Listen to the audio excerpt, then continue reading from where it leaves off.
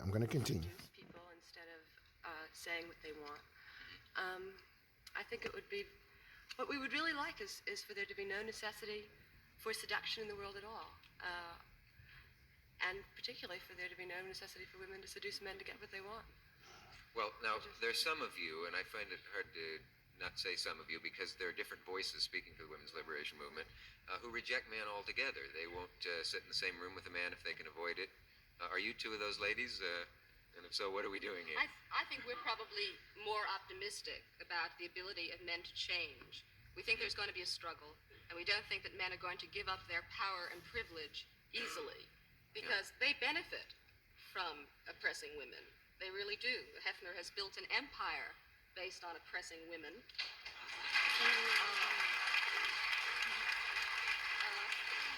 The day... One lady that we spoke to who's a member of your movement would not come on tonight with you, Mr. Hefner, because she said it would be like putting Stokely Carmichael on with George Wallace. I don't know which of you is flattered by that, but... Feels like Wallace, eh? I don't know which of you is which, but have you had this reaction before tonight? Yes, I think Playboy's been singled out along with, the Miss America contest and some other things as, as the extreme example of what the new feminists feel is the wrong image for women. But, having been described as an oppressor, can I respond just a little bit? All right. I'm more in sympathy than perhaps, the girls realize with... Women. I'm sorry. Yes, I'm 35. Than the ladies realize. I use girls referring to women of all ages. You should stop.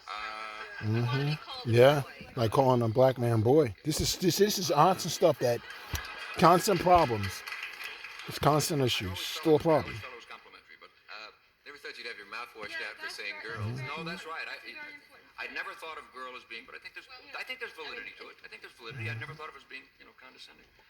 That's because your magazine All right, has an but wait, image of women at an arrested development. Well, let me respond. Let me respond for just a moment, and then we'll May I really just say kick that it back the and ladies in your forth. magazine have the opposite of arrested development? Now here. Now, first of all, the girls in the magazine are admittedly young. The average age of our male reader is 26, so there's a certain logic to that. But in terms of my attitude on the feminist movement as it exists now, I think that women over generations and centuries have indeed been oppressed. I think there's no question about it.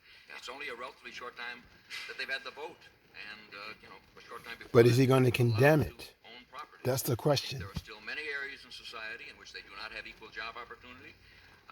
One of the thrusts of the feminist movement is for better abortion laws. I think Playboy has done as much as any mass media in terms of trying to accomplish exactly that. But I take issue and separate in this one rather fundamental area. There is usually a parallel made between female emancipation and racial equality. And I don't think it's the same thing. Even though the feminist movement grew out of the civil rights, the current feminist movement grew out of the civil rights business. For this reason, I don't think that the color of a man's skin is any more important than whether he is blonde or brunette, blue-eyed or brown-eyed. I think whether you are male or female is the beginning of who you are as a human being. Now, once again, my problem with him is this. On a vis-a-vis direct movement statement, back to back, he refused to directly acknowledge and condemn the sorrows of women, but rather convoluted the issue by bringing in a tangential racial issue in order to make himself seem righteous. He pitted and blended racial issues with women issues.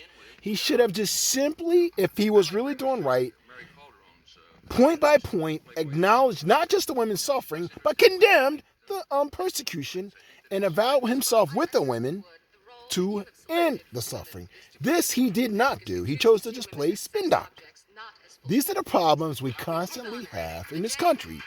And when y'all defend these people and blow me off, your situation gets worse and worse. So go right ahead and keep dissing these women and dissing me. This has been the story of my life. I have constantly put this shit out to you people, everyone I know, for 55 fucking years. All you keep doing is blowing me off.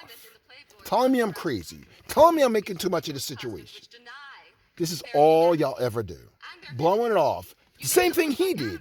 He simply refused to simply admit, it's not enough to say I'm wrong. It's so like, so what? Okay? Just like Dick Cavett was borderline condescending, addressing the women, asking the questions about Soros.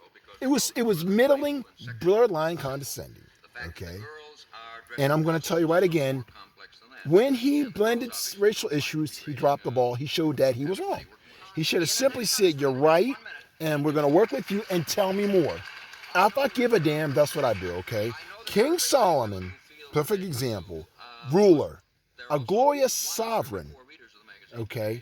All kinds of women, loved him to death, all of them. Had more riches and power and ruler, and had a better name than any American or British ruler ever. And I'm going to say so. Maybe most rulers, period. Okay? When the woman came to him complaining about the woman took my child while I was asleep and mine was dead, he listened to everything both said and said something immediately in his wisdom that fixed the problem. Okay? He said, I'm going to cut this child in half. He didn't mean literally, but once again, as a king, he was going to test him. What happened? The woman that cared said, oh, don't do it. What happened? It became irrelevant who the genetic mother was. It was who gave a damn. That's the one that got the child, okay? What Hugh Hefner's show was, in spite of all his glorifying so-called, he didn't give a fuck about the women. He looks to my face, she looks like an absolute perverted lecturer. He has the face of an absolute lecturer, like he was a loony lecturer, okay? That in the end didn't give a damn about nobody, okay? He was just a leering lecturer. If you look at his face, he's an absolute lecturer, okay? I'm just being honest.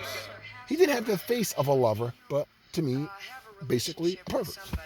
So I'm just telling you, and without going too far, I'm just telling you exactly what I'm seeing, being objective. And you can be a judge as yourself, but I know what I saw. Okay, so I'm going to stop this now, but like I said, I'm done.